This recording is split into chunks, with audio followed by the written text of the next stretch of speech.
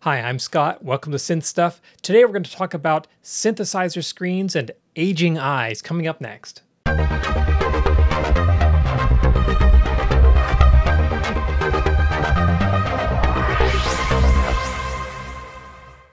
Originally, synthesizers didn't have screens. All you got was knobs and buttons and lights. However, as the complexity grew, we had to start dealing with menus, unfortunately, because there was just too much complexity and too many controls to be able to have a knob per function control where you had one knob that had one single purpose. So we started getting shift functions and so on. And then we got synthesizers like the Roland Gaia that has no screen, no menu, but so many complicated shift functions. You know, there's 4 different buttons, and then each control does a different thing. So if you hold down this button and then press that, it does one thing. But if you hold down that button and press the button, then it does something else. If you hold the third button and press it, it does something else. And then sometimes you have to like press this button and then this and then do that in a sequence in order to get the different functions, which makes it impossible to memorize how to actually operate the synthesizer because there's too many of these arcane shift functions that you have to memorize. So along came menus. Now, the original synths with menus were just these 2-line LCD dot matrix displays, which we still see on synthesizers today, like the Summit, the JDXi, the Roland System 8. And for synthesizers with a fairly narrow menu system like the Summit, where it's very shallow, it works very well. Doesn't work so well on the JDXi and System 8, both which have an extensive deep menuing system with many levels and a lot of functions. Trying to access those menus is really tough. You have to actually dive down into them, which is why it's called menu diving. So it's not an ideal experience. So along came larger, cheaper LCD displays. In the early 2000s, we started seeing synthesizers like the Jupiter 80, the Roland V-Synth, workstations like the Korg Oasis that had so much functionality that you couldn't really use a little 2-line menu system because there was just too much in there to access.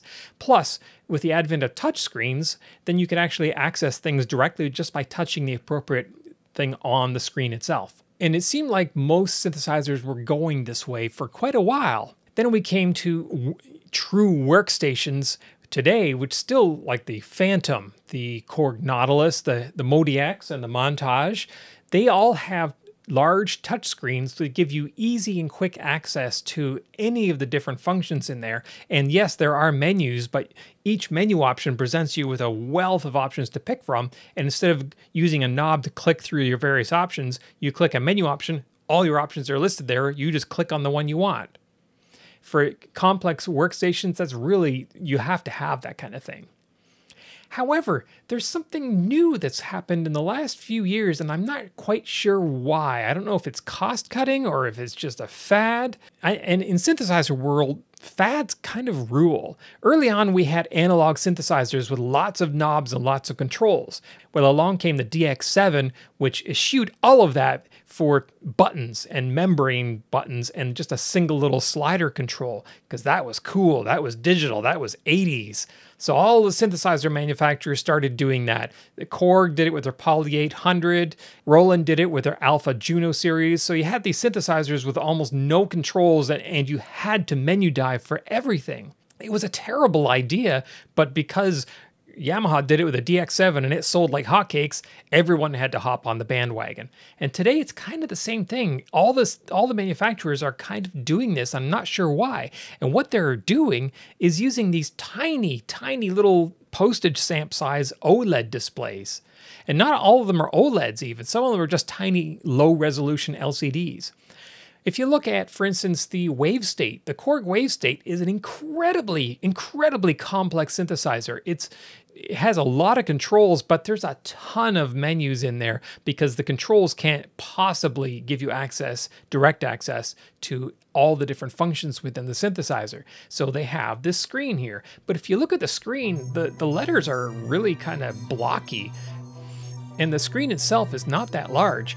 And the reason the screen is so blocky because the resolution is terrible. It's 160 by 40, I think, if I remember correctly, pixels.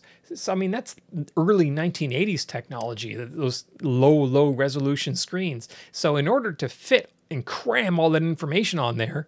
Instead of having legible, readable fonts, they have these awful 5x7 fonts that I thought were relegated to the days of 1980s dot matrix printers, but nope, we're stuck with them back again with these horrible, unreadable fonts, and especially when they try to cram really small little text in there. And for a wave state that's just trying to do so much and has so many menus and so many different levels of menus, it really needs a large display.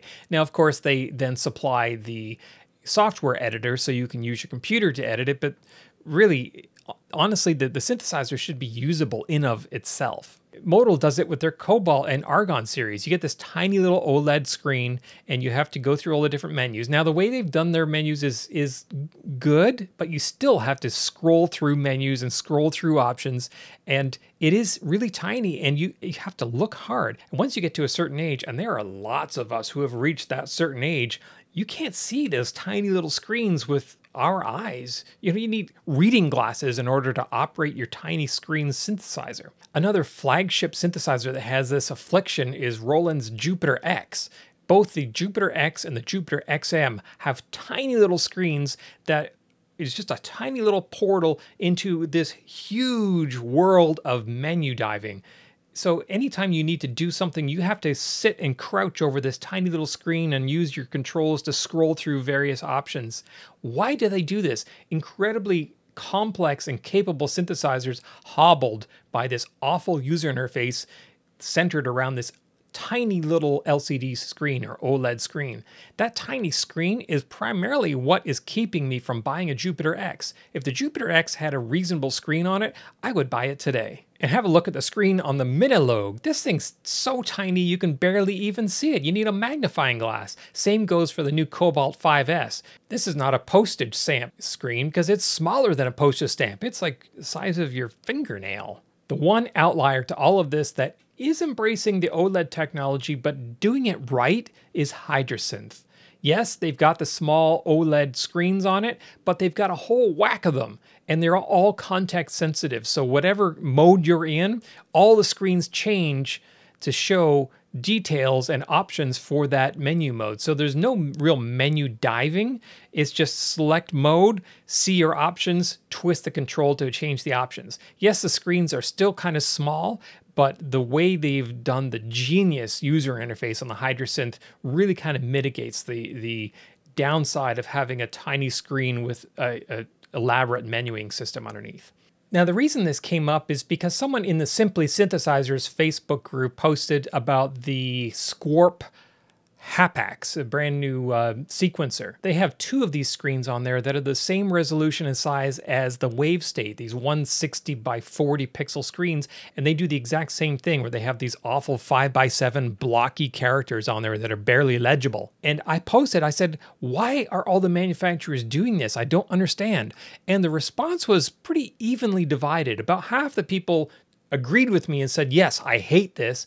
And the other half said, well, you know, it's aesthetics. It's cool. It looks cool. So I'm not quite sure what the reasoning is there. What do you think? In the comments below, let me know what you think about these tiny little screens, and do you like them? Do you wish they'd go away? Do you pine back for the days of the color 5-inch LCDs from the 2000s? And why have those gone away? Let me know what you think in the comments below. And while you're there, don't forget to click on like, subscribe, and click that little bell because it lets you get a notification every time we post one of these videos. I read and respond to all these comments, so thanks for taking the time to leave them. And we have more new videos coming out soon. I know people have been expecting and trying to guess what the next synthesizer is. I'll be featuring quite a few of you've got it right. It's coming up soon. Thanks for watching.